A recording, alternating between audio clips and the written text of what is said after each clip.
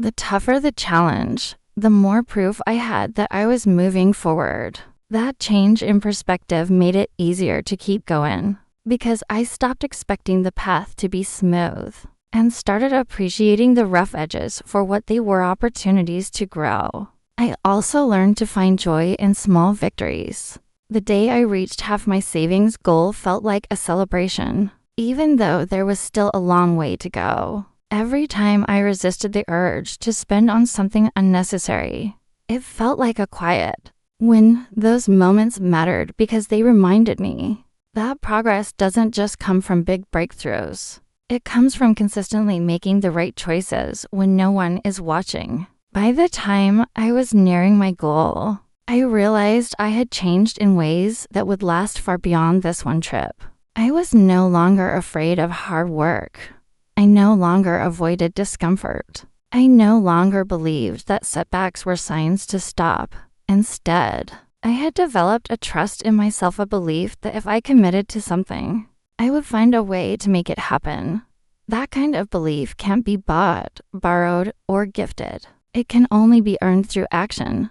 The destination started to feel secondary. Yes, I was still excited about the trip, but it was no longer the only thing I cared about. What mattered more was the person I had become along the way. I had stepped into a new identity, someone who doesn't wait for the perfect conditions. Someone who doesn't let a lack of resources be the end of the story. Someone who knows that if you want something badly enough, you will find a way, even if the trip had been canceled. Even if I had never stepped on that plane, I would have still considered the entire process a success, because the real value wasn't in the miles I was about to travel, but in the miles I had already traveled within myself.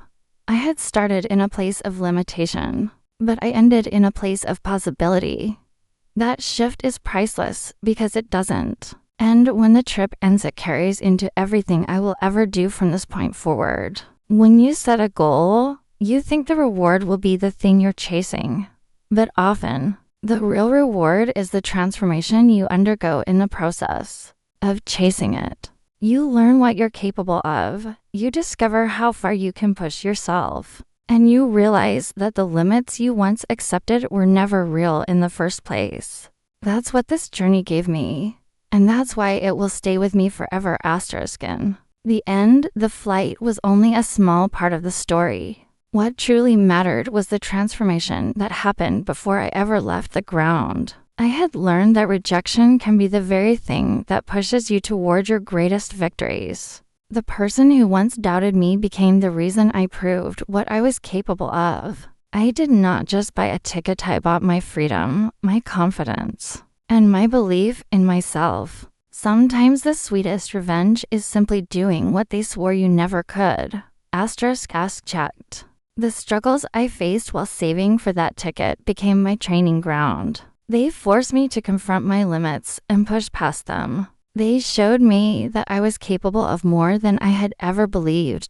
In time, I started to notice changes in the way I thought about challenges. Instead of seeing them as obstacles, I began to see them as opportunities to prove my strength. A last-minute schedule change was no longer a burden, it was another chance to earn more. A physically demanding day wasn't a punishment, it was proof that I could endure what others might avoid. My mind was becoming just as strong as my body, and that strength started spilling into other areas of my life. The closer I got to my goal, the more I realized that resilience wasn't just helping me buy a plane ticket. It was preparing me for the rest of my life. I knew that after going through this, future challenges wouldn't scare me as much. I had already proven to myself that I could work hard, adapt, endure setbacks, and keep moving forward no matter how steep the climb. That realization made every sacrifice worth it.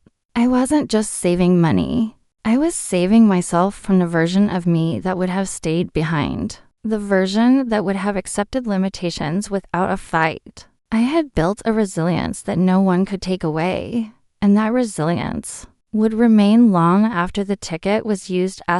There's a unique kind of satisfaction That comes from holding something in your hands that you fought for entirely on your own. When I finally reached a point where my savings matched the cost of the ticket, it wasn't just about the destination anymore. It was about every choice, every sacrifice, every hour of work that had led to that moment. People see the result, but they rarely see the path, the late nights, the missed outings, the tired mornings, and the quiet discipline that no one applauds. That ticket was more than paper and ink. It was proof. Proof that I could decide on something and see it through, without depending on anyone else to make it happen. The satisfaction came not only from achieving the goal, but from knowing I had earned it without shortcuts. There were no favors, no handouts, no lucky breaks. Just sweat, determination, and the decision to keep showing up even when it wasn't easy. That's the part that made the victory feel different. I could look at what I had achieved and say without hesitation, I did this. That's a kind of pride no one can give you. You have to build it yourself. It also changed the way I valued things. When you work hard for something, you treat it differently. That ticket was not going to be wasted or taken for granted, because I knew the price beyond the dollar amount. I knew the nights I had gone to bed hungry to save a little extra. I knew the weekends I had spent working while others were having fun. I knew the exhaustion I had pushed through. Every mile of that flight would be measured not in distance, but in determination. There was also a quiet revenge in it. Not the loud, in-your-face kind, but the kind where you simply prove someone wrong without needing to announce it. I didn't need to go back and tell the person who doubted me that I had succeeded. I didn't need their acknowledgement. The satisfaction was internal, and it was enough. Sometimes the sweetest way to prove someone wrong is to let your success speak for itself. Achieving that goal also shifted something deep inside me. I began to see myself differently. Before, I had often thought of my dreams in terms of whether they were realistic or affordable. Now, I started thinking about them in terms of what I was willing to give up to get there. That shift in perspective was powerful. It meant that even bigger goals didn't intimidate me anymore, because I knew the process set the target, make the sacrifices, put in the work, and don't stop until it's done. The satisfaction was not just in the ticket, but in the transformation. I had started as someone who was told to stay behind. Someone who might have accepted that as the truth. But through the process, I had become someone who didn't wait for permission to move forward. I didn't just buy a flight. I bought proof that I could take control of my own story. Looking back, I realized that the real reward wasn't the trip itself. That was just the visible result. The real reward was the unshakable confidence I had built along the way. The kind of confidence that tells you no matter what comes next, you have the ability to handle it. That feeling is worth far more than the price of any ticket. Every time I think about that journey, I remember the moment the ticket was placed.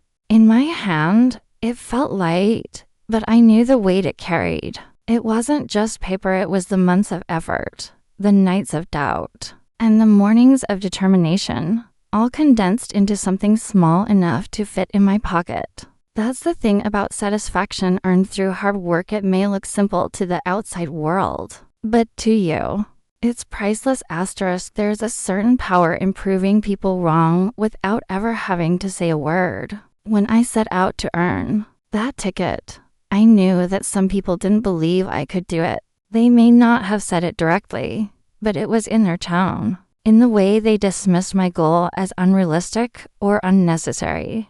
There's a look people give when they've already decided you're going to fail, and I saw that look more than once. It didn't make me angry in the usual way. It didn't push me to argue or convince them. It simply lit a fire that burned quietly inside me, one that fueled every long day and every tough decision I had to make. Proving doubters wrong isn't about shouting, "I told you so." It's about letting the results speak so loudly that no words are needed. Every time I walked past something I wanted to buy but didn't. Every time I woke up early for an extra shift. I imagined the day they would see me leave for that flight. I didn't picture rubbing it in their faces. I pictured the silence they would have when they realized they were wrong. Silence can be louder than any victory speech. The process of proving someone wrong is rarely glamorous. It's not made of big moments, but of countless small ones that most people never see. It's built in the hours you work when you're tired, in the discipline you show when no one is watching, in the times you choose to move forward instead of making excuses. The ones who doubted me weren't there for those moments, but they didn't have to be. The evidence would be in the outcome. Along the way, I started to realize that this wasn't just about them anymore. At first, the idea of proving them wrong had been a huge motivator. But the more I worked, the more it became about proving something to myself. I didn't want the victory to belong to their underestimation of me. I wanted it to belong to my own belief in myself. That's the shift that happens when you stay consistent long enough. You stop chasing the satisfaction of proving others wrong and start chasing the satisfaction of proving yourself right. But still, there was a part of me that couldn't wait for that quiet moment of victory. Not to embarrass anyone, not to make them feel bad, but to remind myself that no one else gets to define what I can or cannot do. Too many people let others write the limits of their lives, and I wasn't going to be one of them. Every drop of sweat, every hour of lost sleep, every sacrifice was my way of reclaiming that control. The day I bought the ticket, I didn't rush to tell anyone. I didn't post it online. I didn't even bring it up in conversation. I just tucked it away, knowing that soon enough, they would see. There's a kind of quiet pride that comes from not needing external validation. And that's the pride I felt. I wasn't working for applause, I was working for freedom. When the day finally came to leave, I didn't think about the early mornings or the long nights. I didn't think about the things I had given up along the way. I thought about the moment when I was told to stay behind if I couldn't afford it. And I thought about how far I had come since then. Stepping onto that plane was more than just traveling to a new place. It was stepping into a version of myself that didn't need permission, didn't need approval, and certainly didn't need to be underestimated ever again. Proving people wrong is satisfying, but proving yourself unstoppable is life-changing. That's the difference between doing something out of spite and doing something out of purpose. Spite can carry you a little way, but purpose can take you anywhere. In the end, their doubt was the spark, but my determination was the fuel. And together, they created a fire that no one could put out. When I first started working toward that ticket, I thought the reward would be the trip itself. I imagined the destination, the experiences, the excitement of being somewhere new. But somewhere along the way, I began to realize that the journey was changing me in ways I hadn't expected. The goal at the beginning was to get on a plane. The goal at the end was to become the kind of person who could set their mind to something and see it through no matter what stood in the way. The long hours, the sacrifices, the moments of doubt, they were all teaching me lessons I didn't know I needed. I learned patience when progress felt painfully slow. I learned discipline when my emotions wanted me to take the easy way out. I learned humility when I had to take jobs that weren't glamorous, but were necessary. Each of these lessons built on the last, shaping me into someone stronger and more focused than I had ever been before. One of the biggest shifts was in how I viewed challenges. In the beginning, they felt like roadblocks, things designed to stop me from reaching my goal. But over time, I started to see them differently. Challenges became checkpoints, each one proving I was further along than before. When someone tells you that you cannot do something because of what you lack, the words can sting like a slap. For some people, that sting fades quickly and life goes on as before. for others. It plants a seed deep inside, a seed of determination that refuses to die. I remember the moment clearly, the tone in the voice, the casual dismissal, the assumption that because I didn't have the money in my hand right then, I didn't have the ability to make it happen. That moment could have been the end of the dream. It could have been the reason I stayed behind, watching others go where I wanted to be. But something inside me shifted. I refused to accept that my financial situation in that moment was the final word on my future. Instead of sulking or begging, I decided to fight. The first step was making a choice, not a wish. Not a vague hope, but a clear decision. I would go, no matter what it took. That decision became my anchor. Every time doubt tried to creep in, I went back to that choice. I told myself over and over that I wasn't going to wait for someone to rescue me or hand me a ticket. I was going to make it happen with my own two hands. It meant looking at my life differently. Every small expense I used to ignore now had weight. Did I really need that coffee? That night out? Those little luxuries began to represent hours of my labor, and I decided they weren't worth the cost of delaying my dream. I cut them out, one by one, until my life was stripped down to essentials. Then came the extra work. My days started earlier and ended later. I stacked boxes in a warehouse when the world was still dark. I mopped floors when others were watching TV.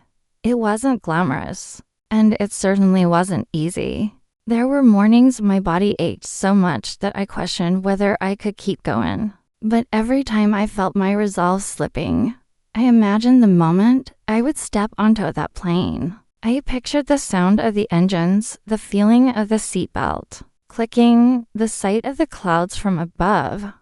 That vision pulled me through fatigue and temptation. People around me noticed the change. Some admired it quietly, while others laughed, saying it was too much effort for just a trip. They didn't understand that it wasn't just about the flight, it was about proving something to myself. It was about showing that I didn't need anyone to open the door for me. I could build the key myself. Every paycheck became more than just money. It was proof that I was moving closer.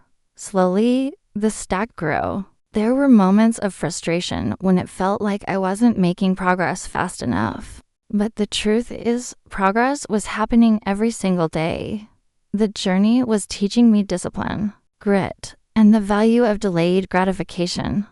I was no longer the same person who had been told to stay behind. The day I finally had enough to pay for the ticket, I walked into the travel office with my head held high. I didn't borrow, I didn't beg, and I didn't compromise. I laid my money down and watched them print the ticket. That thin slip of paper meant more than just a seat on a plane. It was the tangible result of every sacrifice, every long shift, and every moment I chose determination over defeat. It was proof that when someone tells you no, you can turn that no into the loudest yes of your life. Comfort is a warm blanket that feels good in the moment, but can keep you trapped in the same place forever. When I made the decision to go after that ticket, I knew it would mean tearing that blanket away. I had to let go of ease, convenience, and the routines I had built to keep life predictable. The truth is, nothing remarkable grows in comfort. Comfort feeds complacency, and complacency kills dreams. I had to face the discomfort of working harder than I ever had before, the discomfort of saying no to things I wanted in the moment, and the discomfort of knowing I was walking a path most people around me did not understand. At first, the sacrifices were small but noticeable. I stopped eating out. I stopped buying new clothes just because something caught my eye. I skipped weekend outings and instead stayed home, watching the clock tick by as others posted their fun online. The hardest part wasn't the absence of things. It was watching everyone else enjoy them while I kept my eyes on something they couldn't see. That kind of discipline feels lonely at times. It's in those moments when temptation whispers the loudest. telling you to loosen your grip just this once. But just once is how dreams get delayed, and I refused to give in. I found ways to remind myself of what I was working for. I printed out a photo of the destination and taped it above my bed every morning. It was the first thing I saw every night. It was the last image before I closed my eyes. It became a silent coach, reminding me why I was saying no to comfort. I started to see every skipped indulgence not as a loss, but as a brick laid in the path to my goal. The sacrifice was no longer a burden. It became a tool. Work became my main battlefield. The extra shifts, the late nights, the hours when my body begged me to rest, these were the tests. They taught me how much more I was capable of than I had ever believed. There's something powerful about pushing yourself past the point you thought you would break, only to find you can keep going. The fatigue was real, the soreness constant. But with every completed shift, I felt stronger, not weaker. I was trading comfort for resilience, and resilience lasts far longer than a fleeting moment of ease. There were moments when the cost of my decision became brutally clear. Friends would invite me to events I couldn't attend. Family members would question why I was pushing myself so hard for something they saw as unnecessary. I didn't try to explain it to them anymore, because I realized that most people will never understand the fire inside you unless they feel it themselves. This was my journey, my choice, and my responsibility. Their comfort was not my priority. My goal was. Over time, the discomfort became normal. I no longer expected free weekends or leisurely mornings. I woke up knowing my day was going to demand everything I had, and I accepted it without resentment. The absence of comfort had stripped me of distractions, and in their place, I found focus. I learned to live with less, to enjoy simpler things, and to take pride in the quiet progress no one else could see. The strange thing is, the more I gave up, the more I gained.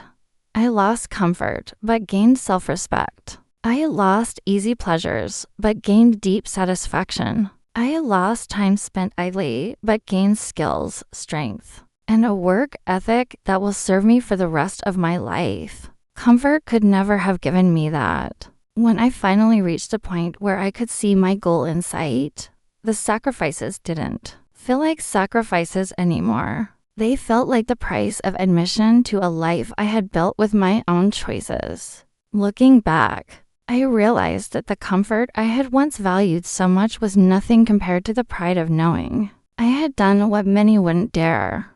I hadn't just given up luxuries. I had given up the need for an easy road. I had traded the fleeting softness of comfort for the lasting strength of discipline. And that trade will always be worth it. Hard work has a way of shaping you in ways you never expect. When I first started chasing that ticket, I thought the main challenge would be the money. I believed that if I could just earn enough, the problem would be solved. But I quickly learned that it was about much more than the numbers in my bank account. Every shift I worked, every extra hour I put in, was building something inside me that I didn't even know I needed. Resilience. Resilience isn't built when everything goes according to plan. It's built when you're exhausted, but keep going. Anyway, it's built when you wake up sore, knowing another long day is ahead, and you push through without complaint. It's built when you fail to meet a target one week, but refuse to let it break your stride. Over time, I noticed I was becoming tougher, not just physically, but mentally. My patience grew. My tolerance for discomfort expanded. I stopped being afraid of difficult things because I had faced them so many times. In such a short period, there were days when I worked double shifts, one job in the morning and another at night. The hours in between were barely enough to rest. But I showed up each time ready to give my best. The thought of quitting did cross my mind, especially during moments when my body felt like it was running on fumes. But quitting would mean letting the person who told me to stay behind be right. and that was unacceptable. That single thought kept me moving when everything else told me to stop. Resilience also came from learning to adapt. Sometimes shifts would be cut short, pay would be delayed, or unexpected expenses would show up out of nowhere. Each setback could have been a reason to slow down, but instead, I found ways to adjust. I learned to pick up extra hours wherever I could. I took on-site tasks others didn't want to do, simply because I knew that every small step forward mattered. Flexibility became my ally, and I realized that people who can adapt will always outlast those who crumble at the first sign of change. One of the most valuable lessons I learned in this period was how to control my emotions under pressure. There were moments of frustration, moments when I wanted to snap at someone or vent about how hard things were. But I knew that losing control wouldn't help me reach my goal. Instead, I channeled every bit of that frustration into my work. It became fuel, pushing me further when my energy started to fade. Resilience isn't something people can give you, it's something you have to earn through experience. No amount of advice or encouragement can replace the moments when you decide, on your own, to keep going in the face of difficulty. Asterisk.